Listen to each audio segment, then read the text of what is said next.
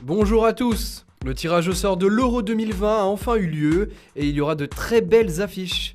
Ce samedi à Bucarest en Roumanie s'est déroulé le fameux tirage au sort pour le championnat d'Europe qui se disputera du 12 juin au 12 juillet dans 12 villes différentes. Parmi les pays hôtes, on retrouvera notamment les Pays-Bas, l'Allemagne, la Roumanie, la Hongrie, l'Azerbaïdjan, la Russie, l'Espagne, l'Italie, l'Irlande, l'Écosse, le Danemark et enfin l'Angleterre où se disputera la finale de l'Euro 2020, plus précisément au Wembley Stadium. 24 nations disputeront l'Euro 2020 et ils connaissent enfin à quelques exceptions près leur adversaire, qui succédera au Portugal tenant du titre. L'équipe de France a hérité du groupe de la mort. En effet, les Bleus retrouveront deux adversaires de l'Euro 2016, à savoir l'Allemagne de Marco Reus et le Portugal de Cristiano Ronaldo. Trois prétendants au titre s'affronteront directement dans la phase de poule. Cela promet de gros matchs pour les hommes de Didier Deschamps. Le dernier adversaire n'est pas encore connu. L'équipe de France affrontera le vainqueur des barrages A. Ça sera soit l'Islande, la Bulgarie ou la Hongrie. La France aura donc fort à faire. Dans le groupe A, l'Italie de Roberto Mancini, qui a fait un parcours historique dans les éliminatoires de l'Euro 2020,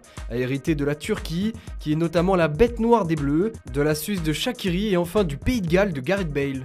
Un groupe homogène où la squadra Azzurra sera favorite pour se qualifier pour les huitièmes de finale. Dans le groupe B, la plupart des équipes étaient déjà connues grâce aux nouvelles règles de l'UEFA pour le tirage.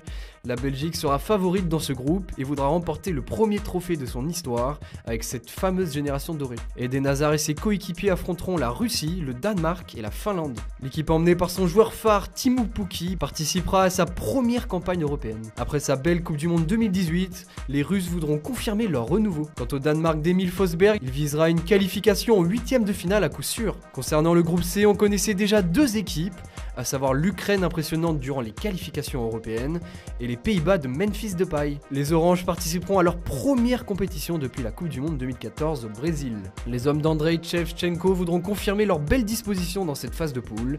L'Autriche d'un certain David Alaba sera également présente dans ce groupe où tout sera possible. La dernière équipe sera le vainqueur des barrages D, à savoir la Géorgie, la Macédoine, le Kosovo ou la Biélorussie. Dans le groupe D, on retrouve l'Angleterre. Faisant partie des favorites pour cet Euro 2020, la sélection anglaise retrouvera la Croatie de Luka Modric pour une revanche de la demi-finale durant la Coupe du Monde 2018. Avec elle, il y aura la République tchèque ainsi que le vainqueur des barrages C.